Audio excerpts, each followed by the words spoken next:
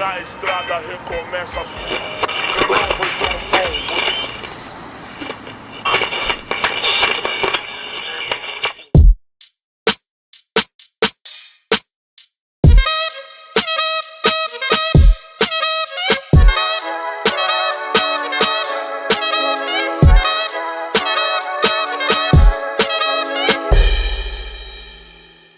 Salve, salve, galera das redes sociais. Você está no podcast A Quebrada Tem Voz, que traz muita informação, entretenimento, notícias, coisas boas, entrevistas que acontecem na nossa região de Embu-Mirim e toda a cidade.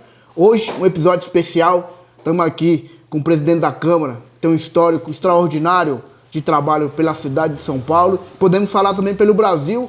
Está acompanhando ele aqui o nosso amigo Silvinho, que toda a quebrada conhece o trabalho do Silvinho. Então hoje vamos falar um pouco da história do presidente da Câmara, Milton Leite, e do nosso amigo Silvinho. Seja bem-vindo ao nosso podcast, Milton Leite e Silvinho. Cumprimento o nosso pessoal aí da nossa comunidade. Bom dia, comunidade. Bom dia a todos. Bom dia a todas e a todos. Satisfação estar com vocês aqui. Vou para essa entrevista levar uma mensagem para toda a quebrada, que é importante ouvir o Milton, ouvir o Silvinho. É sempre importante demais. Bom dia e boa tarde e boa noite, porque na internet a gente não sabe que hora que o povo vai assistir, né? E como a gente está numa entrevista especial, com certeza muita gente vai estar lá para comentar, está comentando, está interagindo com o nosso público. Primeiramente, Milton, eu quero começar a pergunta, sobretudo que o nosso público é um público jovem, né, Silvinho? Público que acompanha o nosso podcast e que é uma forma da gente chegar até esse público. Eu queria que você falasse a importância da política, o que fez o Milton Leite entrar na política.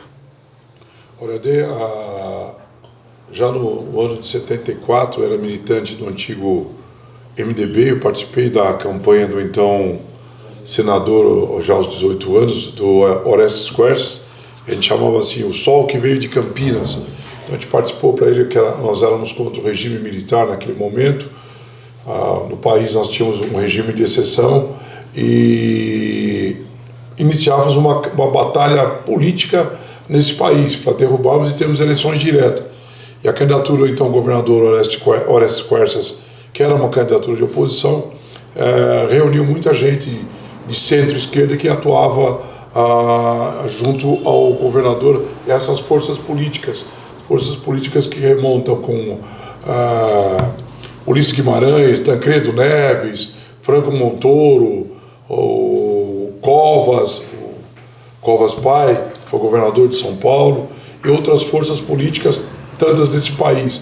E a candidatura de São Paulo, que era uma candidatura ao Senado, era a candidatura do Quercia. A partir daí nós engajávamos já no partido antigo MDB para tentarmos derrubar aquele regime de exceção. Porque se pois hoje nós estamos aqui fazendo uma entrevista, naquela época não era permitido. Reunir mais que 3 não era permitido. Nós tínhamos um regime de exceção nesse país. E nós conseguimos aí sim, chegamos até o evento das diretas já e começamos essa luta dura e forte em 74. Com as manifestações em favor de candidaturas progressistas que se opunham ao então regime militar. Aí, com essas forças reunidas e organizadas, nós conseguimos chegar na eleição de Tancredo Neves pela eleição indireta. Foi a primeira que nós chegamos, com o vice José Sarney. Então o Milton Leite tem uma luta extraordinária aí pela democracia, né? De anos, né? Sim, é uma luta. A democracia, nós tivemos que o tempo todo lutarmos por liberdades. Sim. Se eu ficar contando os episódios que nós tivemos dessas disputas que nós tivemos nesse período, uma disputa muito difícil, pois o regime nos castigava. Nós tínhamos manifestações duras aqui na região, para que vocês tenham ideia, talvez vocês são jovens ainda e não lembram disso. Mas da história, meu. Nós tínhamos algumas lutas políticas aqui, Lucila, que atuava muito aqui, Vital Nolasco, tínhamos Aurélio Irma Passoni, algumas forças políticas que atuavam aqui na região, e nós fazíamos panelaço. Gilberto Natalini, que é uma das figuras vivas ainda, as figuras de esquerda e várias outras, várias. Nós atuávamos panelaço, manifestação, parávamos no Largo 3 de Maio, em Boimirim. Assim, naquela época já tinha uma atuação muito forte. Não é uma história que nasce agora, é uma história que remonta de lutas que não é que era vontade nós vamos fazemos essa luta. Essa luta se fez presente pela opressão do regime militar, que era duro contra todos nós. Nós tínhamos que ter ciência, mesmo vindo da periferia, nós tínhamos toda ciência disso. Aí sim, tinham algumas figuras que, eu acho que o Vital Nolasco já partiu, mas o Natalino está aí, a Irma Passoni eu não sei, o Cília que também, eu não me recordo se está vivo ainda, me parece que sim. Essas forças políticas tinham batalhas assim imensuráveis. O Largo 3 de Maio foi um campo de batalha contra o regime militar muito duro.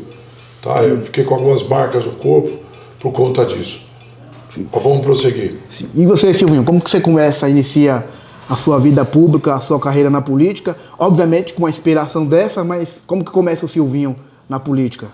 Então, eu já vim um pouquinho mais para frente, né? Na década de 90. Também sempre fui militante, principalmente na escola, né? Sempre fui de liderar, né? Equipes, tudo. E contra o regime esquerdista sempre, né? E nessa mesma época foi quando eu conheci o Milton, que nós éramos vizinhos, inclusive. Minha mãe já trabalhava com o Milton nessa época, era uma das lideranças da região. E eu fui estudar um pouco, conhecer um pouco, né, da pessoa do Milton Leite. E eu vi o trabalho que ele tinha na área social, na área de atendimento dessas pessoas menos favorecidas, que naquela região, a região de Boimirim sofria muito por não ter um representante legal, né? E foi aí que nós começamos a fazer vários trabalhos políticos. Um dos primeiros trabalhos políticos nossos juntos foi justamente na hora que a gente começou com o atendimento da nossa creche do Figueira Grande, que é uma história bem bacana, que na época era uma creche pequena, né, que o terreno era da igreja, né, e a igreja não queria mais manter essa creche. E aí foi a nossa primeira luta. O Milton teve conversando com o pessoal das igrejas, acabou comprando o terreno, né, porque a igreja queria fechar uma creche com 60 crianças. Graças a Deus o Milton não permitiu que isso acontecesse, e hoje nós atendemos no mesmo lugar, na mesma creche, com 5 unidades, praticamente 1.500 crianças. E aí a gente começou o nosso trabalho político. Legal. De fato, a gente tinha aquela época, a creche Figueira Grande, a diocese era mantida, nós tínhamos lá uma creche com 30 e poucas crianças, e a diocese, por razões diversas, desconhecida por nós, pleiteou o terreno da creche novamente. Bom, eu reuni alguns amigos, nós compramos e pagamos o terreno para a diocese, aí ficou de propriedade, não ficou para ninguém, ficou o terreno para a própria creche Figueira Grande. E depois reuni vários outros amigos, eu e alguns amigos, eu não tinha mandato, e conseguimos construir o prédio hoje de 5 andares com recursos próprios. Às vezes foi na base da vaquinha da construção, eu e alguns amigos conseguimos levantar uma creche que se mantém com propriedade privada, porque é da própria creche, e que mantemos convênio hoje com a prefeitura. Teve um período do governo Haddad que ele retirou o convênio da creche Figueira Grande, sem motivo nenhum. Nós não fechamos a creche por isso. Reuni novamente vários amigos, pagamos 350 crianças com as despesas particulares para manter a creche. Nós não nos conformávamos. Se olhar lá, já naquela época, as contas eram pagas pelo dinheiro da minha consultora. Eu pagava a maior parte da minha consultora. Transferia do dinheiro para poder pagar funcionário e alimentos. Nós mantivemos a creche de pé. Não era alguém que perseguia que ia nos derrotar. E tínhamos colaboração de vários amigos. É isso que nós fizemos. Corria com vários amigos, vários. Nós conseguimos assim manter a creche de pé funcionando. E olha a diferença que o Milton fez na vida dessas pessoas, porque aquelas 30 e poucos, 40 crianças que poderiam ter ficado sem creche naquele momento, hoje, com todo esse trabalho que o Milton fez com vários parceiros, 50% delas, ou não 60% delas, são pedagogas, são diretoras de escola e fazem a diferença na vida de outras pessoas. Olha que trabalho bacana desde o início do nosso trabalho político aí. E sem contar que nesse mesmo período, tanto quando o Milton foi eleito em 96, ele era conhecido como o Rei das Vielas. Sim. Era um trabalho que nós assistimos também em conjunto. Nós fazíamos mutirão, lembra disso, Milton? Mutirão todos os finais de semana, para que aquele pessoal tinha que usar 2 a 3 sapatos para poder ir trabalhar. Era na lama, nas escadas, nos escadões, nas vielas. Era um sofrimento naquela época que você não tem ideia, Isaac. Sim. E falando de Rei das Vielas, que é um apelido, eu vou parafrasear um pouco de Aristóteles, que fala que a política, o fim da política é cuidar de pessoas. Eu já ouvi muito apelido. Eu sou novo, mas estudei história muito. Eu gosto de... Já conhecia muito, né? Conheço o Silvinho há muito tempo, respeito o trabalho do Silvinho há muito tempo. Falando de Rei das Vielas, eu também tenho o apelido de Rei do Egito, Sultão e o Guardanapo. E o senhor é negro, e eu não vejo o senhor se vitimizando ou colocando isso, mas é um negro presidente da maior Câmara da América Latina. Como que o senhor conseguiu tanto poder, né, de influência e de usar esse poder a partir do poder que você tem para melhorar a vida das pessoas? Porque tem muitos na nossa região que dizem que estão lá, e depois que eu me aproximei do Silvinho, o Silvinho sabe disso, que eu conheço o Silvinho há muito tempo, mas a gente se aproximou, a gente consegue ver o trabalho, a revolução que tem feito em todas as áreas. Isso é uma coisa para você. A condição da cor de pele, uma etnia sua, não te tira, não lhe dá o direito de se vitimizar, dá o direito de lutar. Sim. Nós lutamos sempre. Eu, aos 9 anos de idade, no Largo do Piraporinha, tinha uma padaria, o proprietário chamava-se Augustinho, com 9 anos de idade. E tinha um entregador de pão, que com uma Kombi, nós saímos do Largo do Piraporinha até a divisa do Crispim, divisa do município, entregando pães em cesto. Eu com 9 anos de idade, e o seu Ferreira, que era o dono da Kombi, eu pegava aquele cesto de bambu e carregava os pães e entregava nas mercearias e bares para poder sobreviver. A luta de um homem não se encerra e não se pode se curvar às suas fraquezas. O que você tem que ter é uma boa mãe. Eu tive uma excelente mãe, Dona Natália, que me ensinou. Você tem que lutar de cabeça erguida. Não importa o que você seja, lute de cabeça erguida. Isso eu devo a Dona Natália. Aí eu entregava pão naquela época na Boemirim, chegava de volta por volta de 9 horas e ia para uma fábrica de montar pontador de lápis. Você colocava lâmina. Eu tinha 2 empregos aos 9 anos de idade e ia estudar à tarde. Então, assim, desde cedo eu lutei para sobreviver, para levar o sustento, colaborar com o sustento da sua casa. Isso diminui o ser humano. Sim. Eu sei que as crianças de hoje têm oportunidade, mas lá a condição desse país não era isso. Sim. A nossa realidade posta não era essa. Só para dizer, porque se eu for ficar contando a minha história, eu vou passar 30 horas aqui, não será possível contarmos talvez faça um livro depois. Por nós tudo bem. Mas eu não tenho esse tempo hoje. Talvez com o título de um livro vocês possam ler. Sim. Mas eu tinha que trabalhar e lutar. Eu com 21 anos fundei a primeira empresa, chama-se Lesimo. Nunca quebrei nenhuma empresa, nunca deixei de pagar um imposto. E nunca tive uma condenação de quem quer que seja na vida. Em nenhum processo. Ao contrário do que falo, 0 de condenação, 0 de processo. 0, não tenho nada. Tenho eu processando algumas figuras que falam mais, escrevem mais do que devem, estão respondendo por isso. Eu torno público, eu estou processando uma quantidade gigantesca de jornalistas, eu não tenho problema nenhum com isso, por falar mentiras. Vão aí para as telas das redes sociais, pelos meios de comunicação, falam mentiras, que eu não sei de onde vem, eu não sei qual é o interesse. Eu suspeito até que recebam dinheiro para isso, porque não é possível. A minha suspeita é que recebam dinheiro de terceiros interessados, porque não pode aí sim, não estou me vitimizando, ver um negro vencer na vida. Eles têm dificuldade com isso. Mas de novo, eu não vou me vitimizar por isso, eu vou lutar. Se eles escreveram de uma forma, eu escrevo no judiciário. Eu vou para o judiciário e vamos buscar o judiciário, vamos discutir no judiciário. Tudo que falarem que não corresponde à verdade, tem um caminho, a justiça.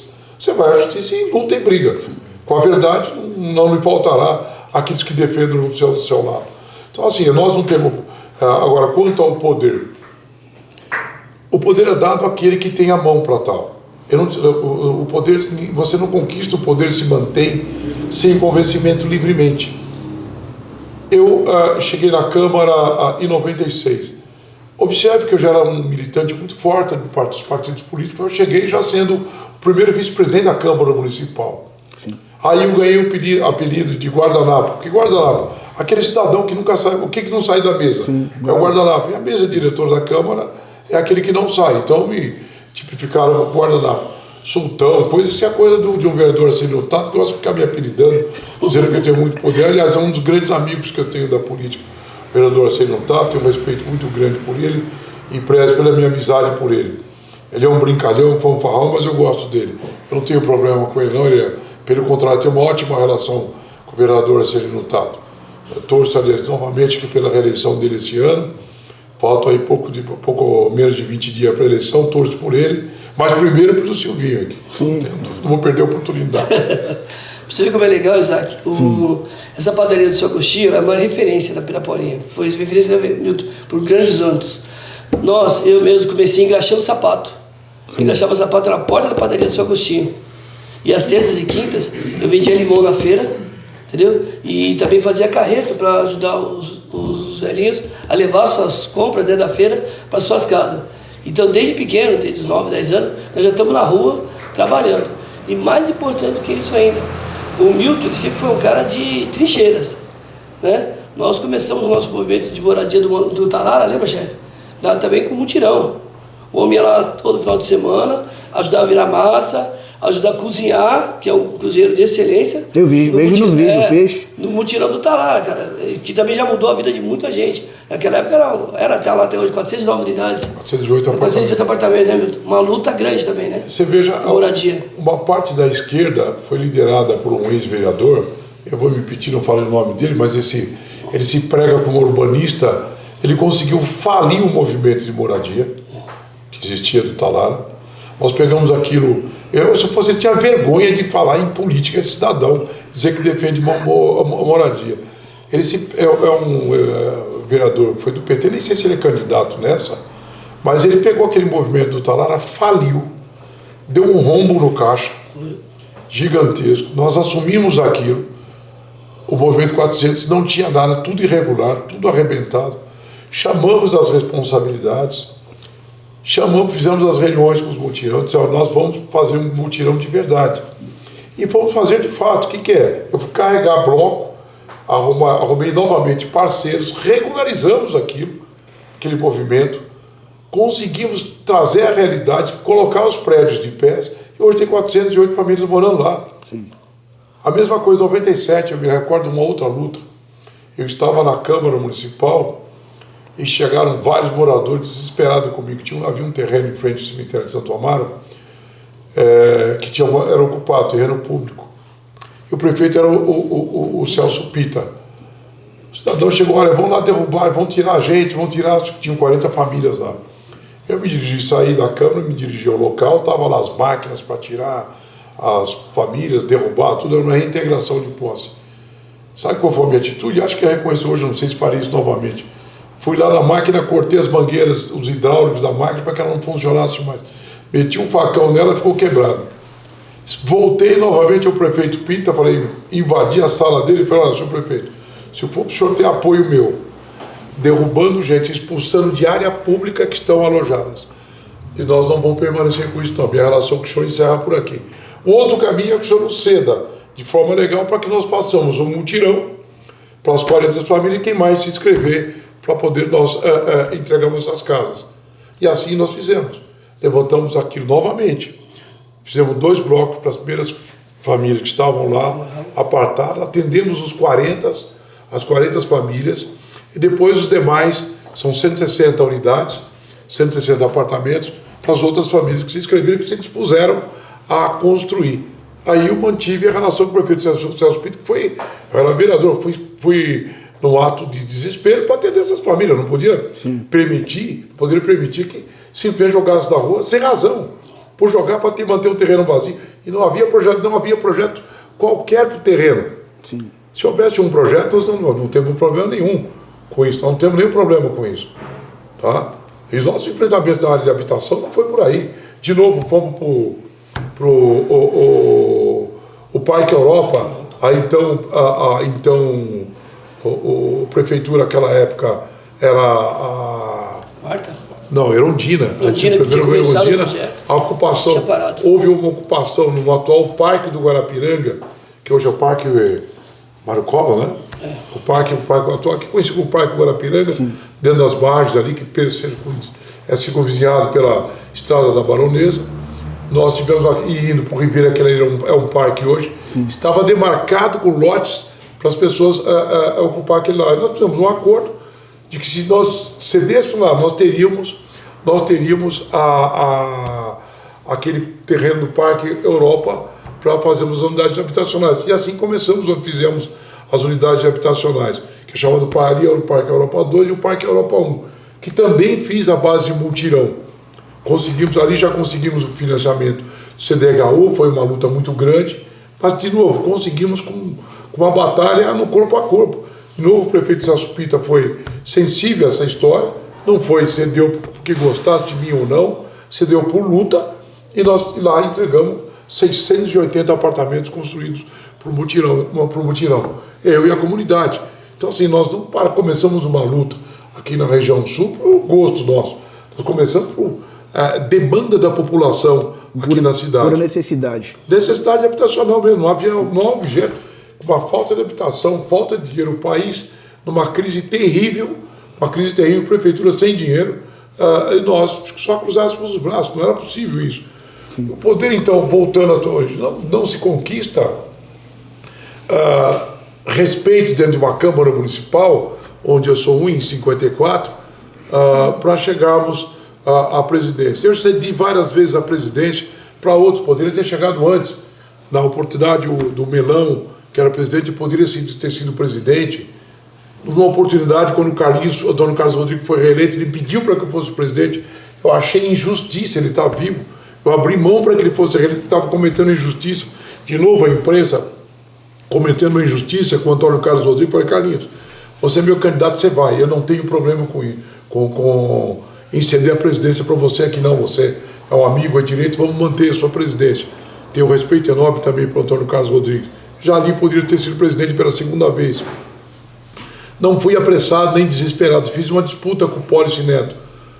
Perdi aquela por um voto, por traição do nosso grupo que nós tínhamos articulado. E assim depois veio na eleição do Donato, que é do PT, não tem dificuldade. Então o Donato saiu do governo escorraçado pelo governo do PT. Nós chegamos, recebemos ele de braços abertos na Câmara Municipal. Disse o seguinte, Donato, você vai ser o nosso presidente, não é justo isso que estão fazendo com você. O Arcelino estava saindo, disse, nós vamos ser o presidente e vamos bancar você aqui na presidência. Foi uma aliança e eu fui para a vice-presidência, cedi de novo a presidência sem disputa. Eu poderia disputar e levaria aquela disputa. Mesmo assim, eu não tive nenhum problema em ceder a disputa. Isso te traz poder e respeito. Você tem a capacidade de ceder em alguns momentos e para construir em outro momento. Foi o que nós fizemos ali. Não tivemos nenhuma dificuldade. Já pela terceira vez ele cedeu o poder. Eu não tive dificuldade. Aí veio o governo Dória. O governo Dória, eu fiz uma construção com ele, que o Dória não deveria interceder na disputa política da Câmara Municipal de São Paulo, que deixasse livremente, que a Câmara decidisse seus destinos. Eu enfrentei o então vereador Zuzinha, Mário Covas Filho, e venci por 50 e poucos votos a 1. Eu sei que ele teve o voto dele só, aí sim uma demonstração clara de que nós conseguimos fazer uma aliança e construir com o apoio inclusive da esquerda, que teve com a gente, naquele o PT veio em massa, e o próprio PSDB, partido do então Zuzinha, veio e votou conosco naquela oportunidade. Essa construção de poder não se dá porque eu conquistei a força, se dá construindo o respeito dos demais parceiros e amigos, e respeitando o espaço de todos os vereadores que tem na Câmara. Como é que se fala que o Milton é poderoso? Não é verdade, poder.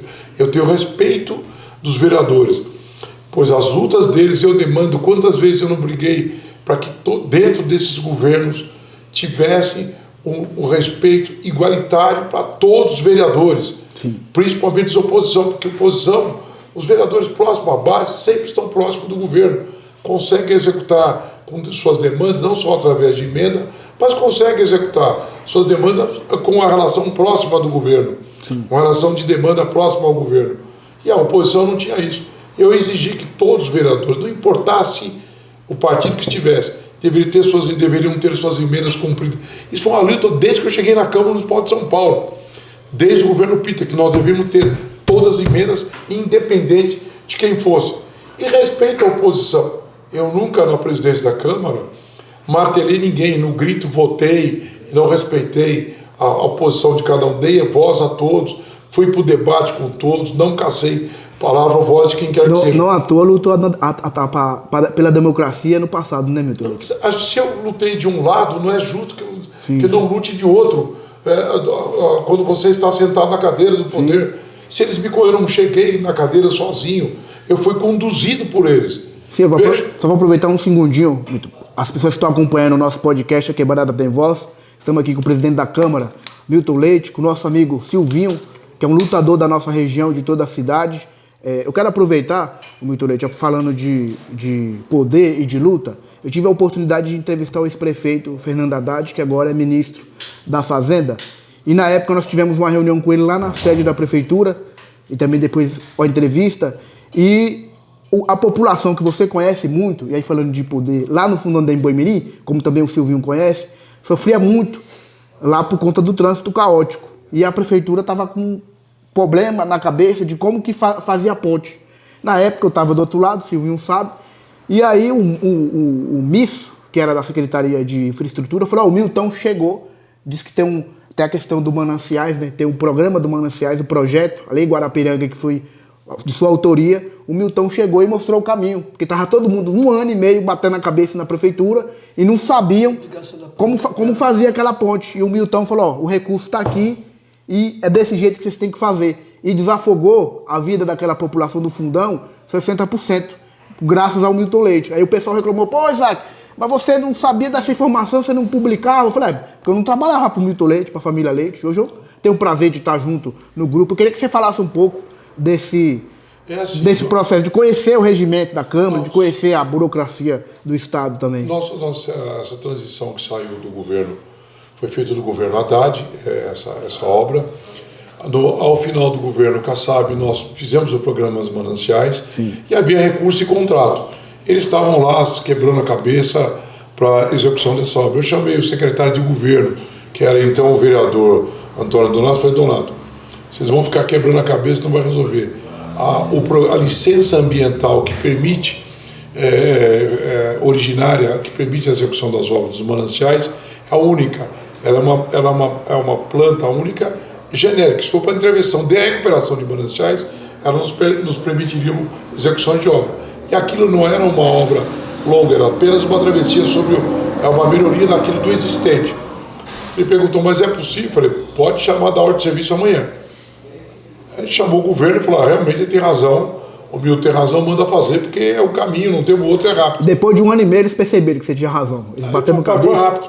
Aí fizeram rápido, executaram a obra conforme a orientação nossa, porque por que nós sabíamos? Não era por novidade nenhuma, é porque nós fizemos o programa de mananciais. Eles acho que não tinham ciência do pormenor desse detalhe para a execução dessa obra. Assim nos permitiu que aquela obra fosse executada, mitigando o sofrimento da população a montante da Boimirim. E um detalhe, viu, Isaac? Importante, você falou da obra do Capela, mas a duplicação da ponte do Aracati também, né, chefe? Sim. A estrada comigo também foi feita pelo Manancial e foi uma outra luta também, viu? Né? Dentro do mesmo programa, nós fizemos a mesma coisa. Antes, já no governo Lukoff, nós chegamos e fizemos essa ponte. Fui inaugurar, inclusive, com ele, era um dia de garoa, inaugurou essa ponte, a ponte do Aracati, ali sobre era um gargalo também, né? Era um gargalo que nos apertava muito, fizemos isso. Para que a população está na mão do Silvinho, se ele foi eleito, eu torço por isso, eu tenho fé em Deus, no trabalho dele, que ele será eleito, no nosso trabalho. A construção do binário em Boimirim, Baronesa, Estrada do Guarapiranga. Por que nós precisamos desse binário, deste viário? Porque se imagine que aconteça um acidente na Boimirim e eu não tenho nenhuma alternativa direta para ligar até o Guarapiranga. Eu tenho uma pista simples. Sim. Então, qual é a parte desse projeto binário? Nós saímos da Estrada da Baronesa, lá próximo daquela ponte que você mencionou, com a pista duplicada. Da Estrada da Baronesa, caminhando pela Estrada da Baronesa, subindo, atravessando, chegando aqui em Vila Guarapiranga, até chegarmos aqui na Guido Calói, duplicada, toda ela duplicada no encontro com a Boimirim, perdão. Então, Calói, onde ela encontra ali, com 2 pistas, porque eu teria a Boimirim, que já está pronta, com a alternativa vindo por baixo, desafogando com pista dupla, 2 pistas que nós precisamos fazer. Esse é o chamado binário para a região, sem o que você não pode ficar com um único sistema viário. Os demais são artérias locais, vias locais. A artéria principal nossa é a Boi-mirim. Sim. A outra, com pista única, é a Estrada Baronesa, a Estrada Guarapiranga, que vem até o encontro da Boi-mirim. Então, o projeto existe, que é chamado Viário Sul. Foi tudo isso que nós pensamos, é bom que vocês saibam. Nós não fazemos por chute. Nós fizemos um planejamento histórico para a região. Isso foi no governo Kassab. Falei, prefeito, nós temos que fazer um projeto amplo, macro para a região. E constava disso também, inclusive, a parte do metrô. Sim. Que é o sistema que é para mitigar. Nós fizemos um plano para a região. Esse plano foi elaborado por mim, nessa mesa. Nós elaboramos aquilo para a região. Levamos ao governo e aprovamos. Sabe, o projeto existe, nós vamos executar. Assim como executamos a Avenida do Ponte Baixa, que é a atual Luiz Guxiquim. Foi por mim planejada, lutei. Colocava emenda todos os anos, briguei com o prefeito, tirava o recurso, briguei, conseguimos executar. Então, assim, deixei no final do governo, Kassab pronta, com ordem de serviço, entrou o Haddad e também não parou. É bom que se diga, ele não parou a obra, ele tocou a obra. Mas nós tocamos um projeto. Sim. Foi um projeto que se constrói num governo, isso é bom, eu tenho as dificuldades do governo Haddad, nós reconhecemos. Mas aquilo que ele fez de bom, a gente também reconhece. Não tem uma dificuldade para aquilo que efetivamente atenda o povo. O povo sendo atendido, a gente fala, ele realmente deu prosseguimento. Presidente, ainda falando sobre mananciais, que eu quero também registrar para as pessoas que estão nos assistindo, você falou de uma luta lá atrás e que eu acho que foi o único momento que a população de Boi-mirim viu a construção de moradia. Esses últimos governos que passaram, presidente, a gente não viu uma casa de madeirite sendo construída no nosso território. E agora, onde a gente olha, cada bairro, atrás do Céu Vila do Sol, Boulevard, Guarapiranga, tem mais de quase 5 mil moradias sendo construídas no nosso território nesses 3 anos, não é isso, Silvinho? Queria que o senhor comentasse, o Silvinho comentasse nessa revolução de moradia. Para isso, nós contamos com uma grande urbanista, nós chamamos ela, desde o início do governo Pita, nós trabalhamos em conjunto com ela, a Elizabeth França.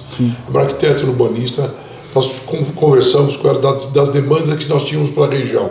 Nós escalamos ela para resolver o problema. O que nós fizemos? Olha, nós temos uma população que estão às margens desses córregos, sem habitação, e qual a causa de poluição da represa Guarapiranga? São essas famílias que estão sobre as margens desses córregos, jogando os esgotos para dentro desses córregos. Você não pode pegar essa população, remover e simplesmente jogar a própria sorte. Qual é o planejamento macro que nós fizemos? Parte dessa família nós levamos para o aluguel social e parte dessas nós pagamos para que saíssem dessas córregos que nós canalizamos. E a outra nós fizemos a urbanização local, o próprio local, mas ligamos as redes de água e esgoto. Então o plano de recuperação dos mananciais é amplo. E a outra parte é oferecer as unidades habitacionais, que nós não tínhamos as unidades. Corremos atrás de desapropriação de terreno, fizemos todo o planejamento. O Boulevard da Paz era um problema terrível que nós tínhamos na região, com o desconfinamento de Itaú, de descendo, escorregando, matando gente, perdendo vida, toda aquela região, nós tínhamos vários problemas. O que nós fizemos? Olha, Beth, nós temos que reinserir essas famílias no próprio local. Ela estudou caso a caso, montamos um projeto. Isso remonta, não é possível você fazer de um governo só. Nós levamos mais de um governo para executarmos o plano.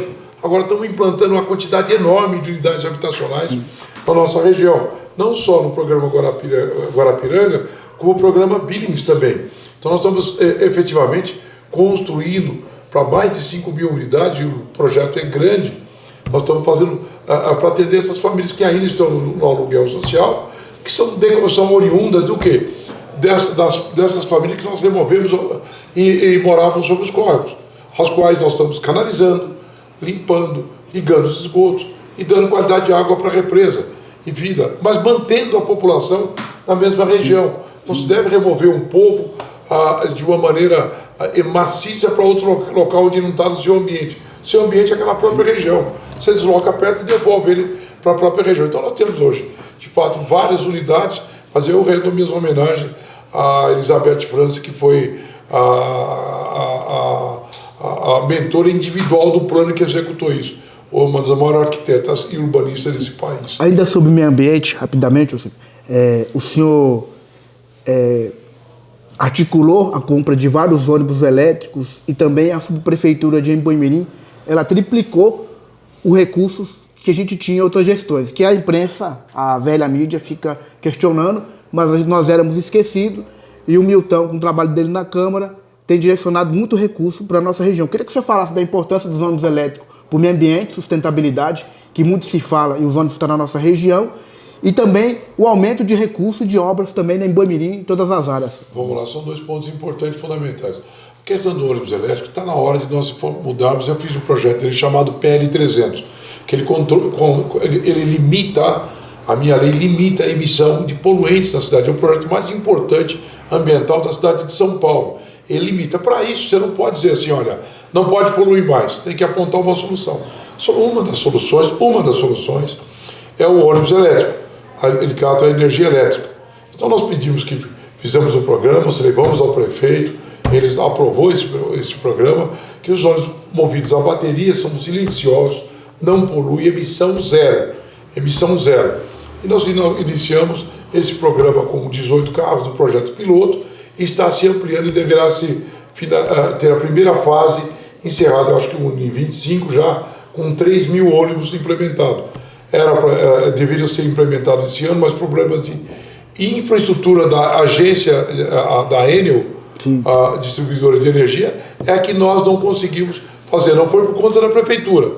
Pois a prefeitura disponibilizou recursos para emissão, para termos já num primeiro momento 3 mil ônibus, e ele só a Enel não conseguiu atender a demanda. Mas se compromete no ano que vem, agora em 25, se Deus quiser, já com o prefeito reeleito, chegarmos a 3 mil carros, desde que eles forneçam a energia elétrica para esses veículos. Pois nós temos financiamento, temos a fabricação e temos os veículos disponibilizados para a cidade de São Paulo, que é prioridade para o país. Então, isso é importante, a gente vai cumprir esse programa com a entrega dos ônibus elétricos. Agora, voltando aos recursos, havia uma verdadeira perseguição por parte da imprensa quando se mexia no recurso que o prefeito dava.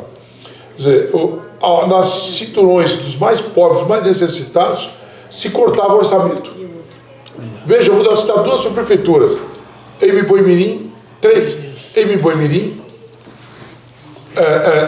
Parelheiros, Capela de Socorro, e a quarta que não estava em Mananciais, que é a de Campo Limpo. Essas prefeituras sofridas, tiravam todos os recursos. Você não pode se imaginar o tamanho da prefeitura de Embu-Mirim, com aquele tamanho, os investimentos que tinham, eram os últimos. Eu tinha que brigar e justificar para o jornal de novo, para a imprensa que tem prazer em perseguir quando você destina recursos para a subprefeitura.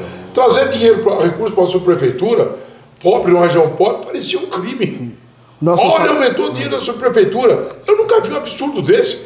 Se gritava por conta dessa empresa marrom que perseguia os pobres. Você tem uma mania, não é toda, mas uma parte tem uma mania. Eu passei a vida dando notas e explicando porque eu botei dinheiro para pobre. Se eu bato a mão no peito, se for para defender, pode bater em mim, porque eu defendi. Eu vou defender mesmo. Como é que se pode imaginar uma subprefeitura de Parelheiros com 350 quilômetros de área ter o menor investimento? Manancial, ninguém está dizendo que vai destruir o manancial. O orçamento é para manter as populações em áreas consolidadas, que é o caso de Embu-Mirim e Parelheiros. Essas 2 subprefeituras, nós estávamos com as populações consolidadas e sem nenhum serviço por parte da prefeitura, que é um atendimento precário. Ou seja, tira-se a própria sorte e a poluição da represa e vai tudo por água abaixo, porque não se dava atenção. Onde já se viu ter que responder para a imprensa, porque estava pedindo dinheiro para a subprefeitura. Eu nunca vi assim, a impressão que eu tinha, que eles nunca vieram para cá, que nunca foram andar nessa região. Não conhecia o extremo, né? Não, foi o maior absurdo que eu vi na vida política, eu ter que explicar para a imprensa que estava dando dinheiro, destinando dinheiro para os pobres. Eu tive que responder uma pergunta, ele não virou matéria para um jornal famoso, porque eu estava botando dinheiro fazendo o Ponte Baixa. Eu falei, você não vai fazer essa campanha eleitoral para mim. Eu acho que não publico, mas se quiser publicar, eu vou pegar ele com um panfleto. Porque não é possível eu tirar a população, quase 4 mil famílias, em cima do córrego, gente que morreu, fazer um né? viário, ali crianças morriam, ali caíam no córrego, levavam. Vocês vão publicar isso? Que eu estou fazendo aula na periferia? Eu não acredito, mas estou te respondendo. Eu falei, publica que vai virar meu panfleto de campanha. Não saiu uma linha. Porque não é possível que você não pode fazer uma obra na periferia que os grandes gritam. Sim. Eu nunca vi um negócio desse. Tem prefeitura que tem cerca de 20 quilômetros quadrados, o investimento dela é gigantesco. Sim. Não dava R$1 aqui não dá R$1 por quilômetro quadrado por pessoa. Lá dava 20 e poucos. Sim. Então, o investimento que eu tinha aqui na região era nada.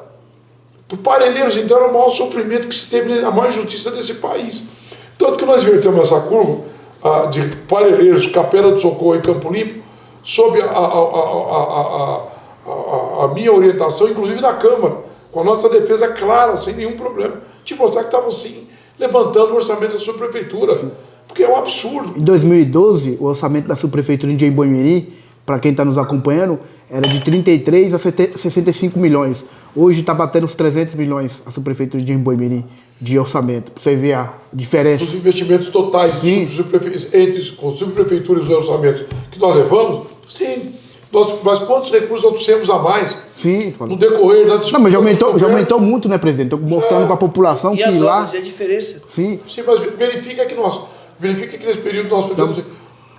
Agora pergunta, naquela época eu tinha demanda demais. Hoje, as demandas são menores na região do subprefeito. O Silvinho foi chefe de gabinete do subprefeitura, as demandas eram gigantescas. Hoje nós conseguimos mitigar. Sim. Tem para ser feito? Tem. Mas a grande parte nós fizemos. Hoje, onde olha no território, tem obra. Agora o embate, só para finalizar. Sim, fica à vontade. Construção do hospital em Boimirim. A prefeita Marta disse o seguinte: eu fiz o hospital, mentiu na televisão. Ela fez um decreto de DUP, não pagou o terreno. Como é que foi pago o terreno da subprefeitura em Boimirim?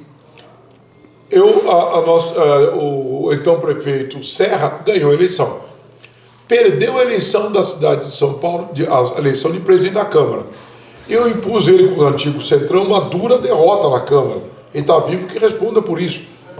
Ele falou: nós não votaremos nada com você, a menos que você atenda demandas da periferia.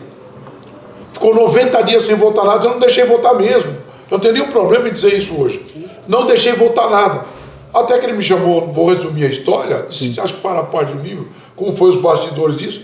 Olha o seguinte: você, Serra, para eu começar a votar, eu não era presidente, eu era apenas líder do Centrão. Apenas o líder do Centrão. Senhora, primeira coisa, vai ter que construir o hospital do Emboimirim, mas a Marta não pagou. Você paga e comece que eu libero as suas votações. Ele foi visitar o terreno comigo, acho que vocês se recordam disso. Sim. Tem as imagens, era no galpão. Ele pagou e iniciou as obras. O que me dói é ver a Marta dizendo que fez o hospital do Emboimirim. Ô Marta, eu gosto de você, ajudei você no seu governo, mas não mente.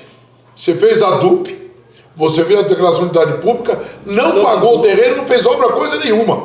Nós começamos no governo Serra, inaugurei no governo Kassab. E levamos o Einstein, por exigência minha, para administrar aquele hospital. Então não venha com mentira, não. Eu tô me aposentando, mas não vou carregar para o túmulo nenhuma mentira de ninguém. Eu venho dizendo que eu fiz o hospital do meu ministro, você não pagou nem o terreno. Nós pagamos se o Serra foi não que ele quisesse. Bem da verdade, quando nós apresentamos o projeto, se mostrou sensível. Ele disse para mim na visita no galpão: essa demanda sua é muito justa, nós tocaremos. Quando eu apresentei o elenco de obras dele, na visita do hospital, ele falou: mas quais são as outras demandas para ele? Mananciais. Eu já estudei junto com a Luiz, que era o secretário de governo, Luiz Nunes. Também são justas, Milton. Se me trouxesse isso antes, a Câmara não estaria parada há 90 dias. Pois é, seu governo erra. Se teu governo erra. Se não errar mais, tocamos para frente. O senhor levou ele para visitar, para conhecer o manancial, lembra? Lá no Boulevard da Paz. Para ele dar andamento, o Serra me exigiu que eu levasse para conhecer o que era a obra. Tá bom, Serra, vamos ver. Eu vou lá em Aracati. No córrego, como chama o córrego? Jararaú. Mandou ele todo. Falei: Serra, vai comigo andar. Você não conhece, eu vou te levar. Só queria ir de carro, viu? Não, nós vamos caminhando. Não, você vai comigo de carro, não. Você vai andar perto do meio do povo. Na beira do córrego. Quando ele sentiu o cheiro do esgoto, eu falei: essa é a demanda, Serra. É isso que eu estou brigando. Você põe dinheiro aqui, que que eu ajudo você no teu governo lá. Essa foi a troca, não foi troca de qualquer indicação de cargo, não. Foi uma visita que se deu com o Serra, lá no Guajararaú, destravando. Ele havia feito a visita no hospital do Ibamirim, onde seria o hospital do Ibamirim, em seguida foi no córrego lá. Venha ver o que eu quero. Venha ver. Ao lado do campo ali do Independência, nós construímos aquelas unidades habitacionais. Foi uma das primeiras demandas que eu exigi dele. Você vai fazer isso aqui, rapaz. Se não fizer, você não vai. Nós vamos, não. Ele falou, isso é prioridade. Ele não questionou essa medida nossa. Só que eu quero também, de novo, ser justo. Nós tivemos diferença. Quando a real demanda foi levada a ele, eu falei, a minha demanda é essa, não estou pedindo cargo, nem coisa nenhuma para mim. Você fica com o seu faz o que você quiser, mas a obra você vai fazer. O intervenção você vai fazer. Ele fez, iniciou o hospital e entreguei com o Kassab, já prefeito, que nem tutibiou. Reinvestiu no manancial, quero aqui também ter um respeito muito grande com o prefeito Kassab.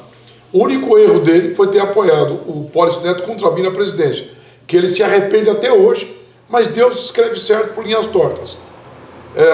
Após isso, ele assistiu a minha vitória por um longo tempo. Mas eu quero finalizar dizendo o seguinte do poder. Quando encerrou meus primeiros 2 anos de mandato, eu não queria ser presidente. A Câmara, por maioria, mudou o regimento. A Câmara, por maioria, inclusive, com a oposição. Então, ninguém chega ao poder se você não tiver voto suficiente, inclusive para mudar o regimento e a lei orgânica. Foi mudado, sim, pela maioria dos seus vereadores e não por vontade minha. Esse poder você é conduzido para que mantenha o equilíbrio político da cidade. Não é que o Milton é o ditador que faz, não. Eles me mantiveram por respeito a eles. Porque continuam mantendo... Tem liderança, né, Milton? A liderança é não mais que isso, respeito. Sim. A liderança é consequência. Quando você respeita o parlamentar que lá está, pois atrás de cada parlamentar, ainda que haja diferenças políticas, há um mandato e há uma representação. Você tem que respeitar o mandato parlamentar. Você deve respeitar o parlamentar. E eu os respeito. Todos os parlamentares têm o meu respeito. Ainda que haja divergência política, que eu não concorde. Pois a Câmara tem 55 vereadores que pensam de forma diferente. Uma próxima da outra. Mesmo que estamos sobre uma agremiação política, ou um partido político, eles têm pensamento diverso. Eu entendo isso, sou capaz de entender e conviver com isso. Eu não tenho problema de conviver com isso. Dito isso, é por isso que foi reconduzido. E eu tenho dúvida, se disputasse a eleição, seria um dos mais votados desse país e, de novo, o presidente. Sim. Eu estou fazendo isso, eu quero registrar essa transição, que saiu por vontade minha, pois chegou o momento de o Silvinho assumir, o Silvão Leite assumir, os dois merecem sim oportunidade, ficam no partido político por mais de 3 anos, depois entregam a eles também.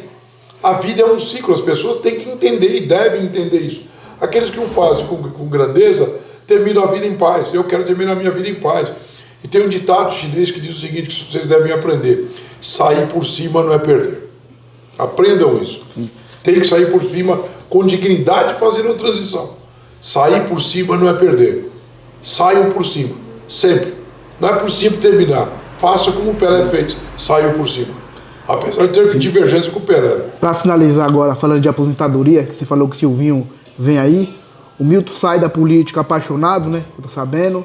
E também o Milton não pensa em dar aula para os mais jovens, ensinar a política, né? E o que o Milton vai fazer e falar os desafios que o nosso amigo Silvinho, que é o representante seu em Boimirim e parte da cidade de Boimirim, tem para dar continuidade desse trabalho que você resumiu. Eu volto para a minha consultora, que nunca saí, continuo trabalhando, Sim. Fico na consultora, desenvolvendo vários projetos, diversas naturezas, então eu preciso continuar, que nunca parei. O Silvinho esteve comigo ao meu lado a vida toda, o Silvão também, a vida toda. O Silvinho esteve comigo um período mais longo, sabe e conhece todos os projetos, tem que pensar macro e deve pensar macro. Nunca pense numa ação política pontual, você deve sempre ter dentro de um planejamento macro da cidade de São Paulo, você deve olhar a cidade como um todo. Princípios que as pessoas têm que entender a cidade de São Paulo, vocês aqui, você pediu para ensinar, então vamos lá. Primeira coisa, qual o problema grande da cidade de São Paulo? Enchentes. Eu não sei se vocês sabem, a população sabe, a cidade de São Paulo é que nem um banheiro onde você toma banho. Não tem o ralinho para a água sair? Sim. Por exemplo. Então o que é o ralinho da cidade de São Paulo, onde a água sai? Você sabe onde é? Não. Eu vou explicar. É o Cebolão, o Rio Tietê. Note que nós somos circunvizinhados pelos rios Córrego, Ribeirão dos Meninos, Tamanduateí, Tietê e Pinheiros. A cidade é circunvizinhada por córregos. Na outra ponta eu tenho a represa Guarapiranga, o lago Guarapiranga e o lago Billings. Então por volta desses dois lagos eu tenho os córregos. Onde é que a água sai para ir para o Tietê? Pelos córregos. Só sai, todas elas se direcionam aonde? Sim. Ela vai para o Tamanduateí, Ribeirão dos Meninos, Tietê, sai aonde? Sai aonde? Todos do Cebolão. Pinheiros a mesma coisa. Então toda a água aflui para lá. Sim. Quando se faz piscinão na cidade de São Paulo, estou dando um pouco uma aula como que temos sistema de drenagem. Por que nós construímos piscinões? Para que ela não acesse a um desses grandes rios rápido. Para que nós represemos essa água e soltamos ela de maneira escalonada após a hora que o Rio Pinheiros e o Tietê abaixem um pouco. É por isso que nós soltamos essa água, liberamos em nível escalonado. Por isso que o piscinão resolve para você represar um pouco desse volume de água e soltar gradativamente, que não provoque enchente. A cidade de São Paulo só tem uma saída d'água. Nós temos que fazer essa dosagem com piscinões. Essa é a dosagem. Todos os outros córregos, se você notar, eles jogam para esses rios. Esse é o primeiro marco que a cidade, que alguém que quer ser vereador tem que entender de que como é que será tratado isso. Onde é que você vai despoluir essa água? Ou seja, retirar o esgoto dessas águas e os dejetos industriais que ainda tem. O governo Dória começou um grande programa de recuperação do Pinheiros, já temos peixe lá, a água infelizmente choveu pouco esse ano, nós precisamos torcer para que chova mais e recuperamos a vida no Rio Pinheiros, que está se recuperando, está sendo despoluído, pois a grande maioria dos esgotos foram ligados na rede para tratamento, temos problema, estamos revendo, mas não estaremos mais poluindo o Rio Pinheiros por hora, com pequenos focos de poluição. Ainda assim estão sendo resolvidos. Qual é o que está sendo resolvido? De novo, o córrego dos Arvovus, que sai, o córrego do Cordeiro, que sai ali perto do shopping, ele sai, um braço dele sai no supermarket, o outro Cordeiro que sai pela CUPC, sai em frente ao Shopping Morumbi. Os dois shoppings nós saímos. Tem um que sai aqui na Marginal, que sai no braço do Pinheiros. Esses dois córregos poluíam muito. Nós temos que ligar, estamos ligando o esgoto desde lá de cima até aqui embaixo. Esse é o marco que nós estamos fazendo. Quando você pensa a cidade, você não pode pensar só em um ponto. É bem verdade que uma cidade, a cidade de São Paulo, não é uma cidade que queria o plano piloto de Brasília. Ela foi planejada e ainda assim tem problemas nos extremos. A cidade de São Paulo, 80%, a demanda é que faz o seu... você atende, 80% você atende a demanda. Você só consegue planejar 20%. No desespero você projeta ponte, você projeta vias alternativas, você faz unidades habitacionais. Não é uma cidade que você planejou antes. Houve um aglomerado, em função desse aglomerado, desse acúmulo, você vai implementando soluções. Mas a cidade de São Paulo, se pensada no macro, nós temos solução para tudo. Então, mas respeitando isso, que a cidade de São Paulo, ela não foi planejada, ela foi se desenvolvendo, se amontoando, na qual 80% dos administradores se impõem soluções locais para resolver problemas desse amontoado que ocorreu na cidade de São Paulo ao longo do tempo. Porque da margem do Pinheiro, o ideal é que nas margens dos rios não houvesse nenhuma habitação, sequer as marginais. Pois a marginal é a várzea do rio, ela está ocupada por dois sistemas viários. É óbvio que vai alagar. Uma hora ela sobe e a água vai para esses locais. É o curso natural. Vamos olhar alguns rios desse país que se alagam. O Tocantins é um grande rio. Ele alaga ao entorno dele, não tem nada ao lado dele. O Rio Paraguai, que atravessa o Mato Grosso, vai ligar lá embaixo. Ele alaga, ele vai para onde? As margens. Não tem população ali. É muito pouco, é só mato. Ou seja, ele cobra, a natureza cobra a sua várzea. E nós aqui ocupamos. Se você ocupa, uma hora a conta vem. Vem na forma de enchente. Isso não é só aqui, é no mundo inteiro. Então eu só dei um exemplo de como você pensa a cidade. Você não pode pensar a cidade olhando um ponto local, um outro. Não. A solução é todo, é global. Para a cidade de São Paulo.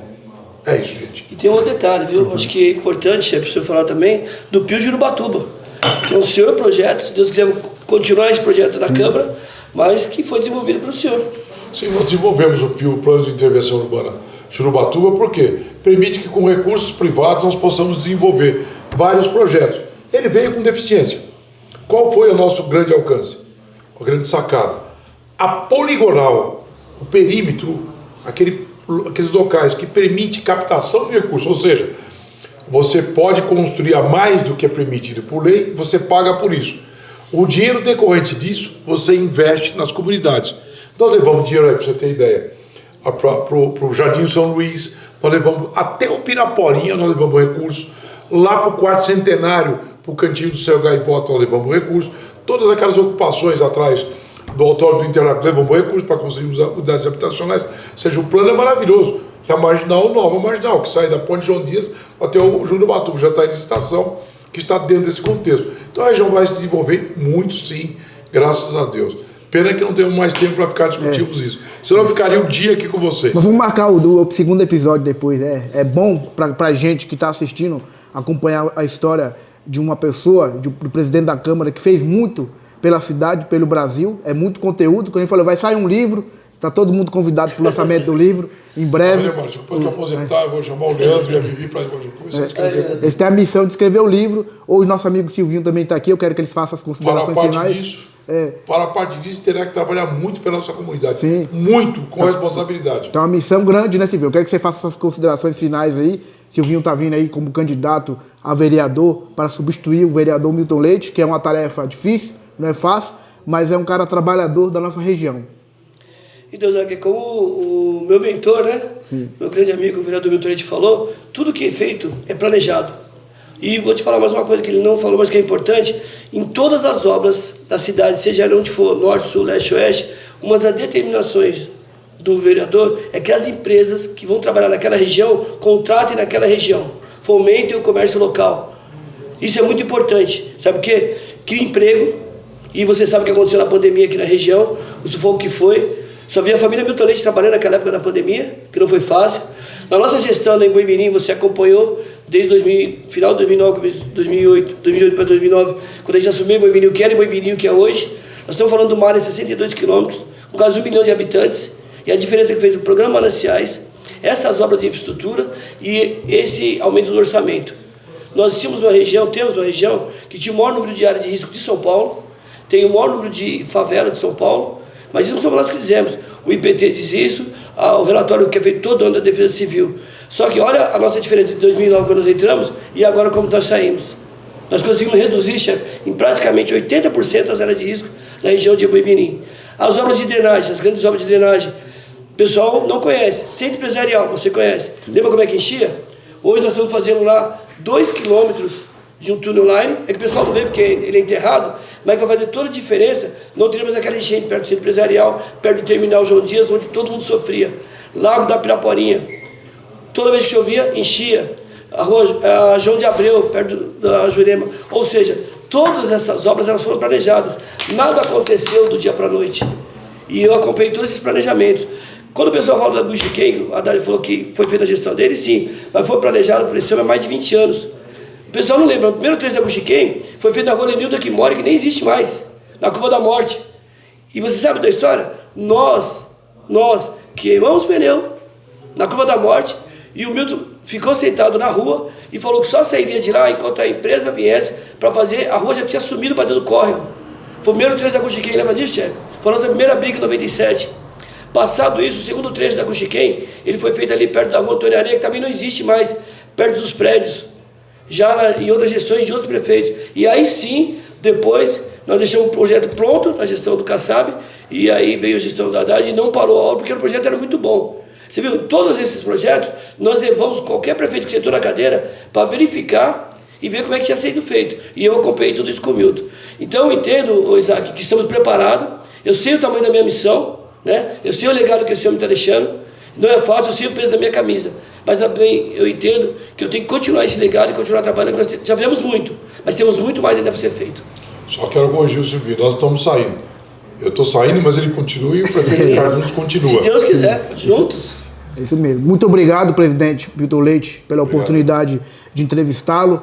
Que essa entrevista chegue na população, nos jovens, que precisam entender um pouco como as coisas funcionam. E se Deus quiser, a gente vai ter uma segunda oportunidade de bater esse papo. Muito obrigado, Silvio. Obrigado, Peço Jacques. desculpas aqui no off, no bar, por não ter conseguido ir lá. Eu ia ontem passei mal, não estou bem ainda hoje. Tomei uma vacina, 2 vacinas, olha aqui, ó, isso aqui. Tomei uma aqui, olha como é que está o braço. Poxa. E aqui reação, estou ainda com estado de febre, ó, tomei 2 aqui. Uma de cada lado, realmente não foi um dos melhores dias meu ontem. Passei na cama o dia com um febrão danado, mas hoje estou menos ruim, não podia faltar mais, porque eu julgo importante esse fato. Fica aí os meus agradecimentos a vocês. Próxima oportunidade, farei com alegria sim esse bate-papo. Espero que já vendo o Silvinho eleito, e muito bem eleito aqui pela cidade de São Paulo. Então a missão dele não é uma missão só de alegria, será de sol a sol, não é fácil. Sim. Por isso que eu falo que a Quebrada tem voz, eu quero ser o representante dessa voz em todas as periferias de São Paulo. Quebrada tem voz e o Silvinho foi a voz aqui hoje junto com a família, com o Milton Leite, toda a família Leite. Você compartilha esse vídeo, curta e comente e até o próximo episódio. Abraço. Abraço, muito obrigado, Zac. Homem na estrada recomeça a sua. Eu não foi tão bom.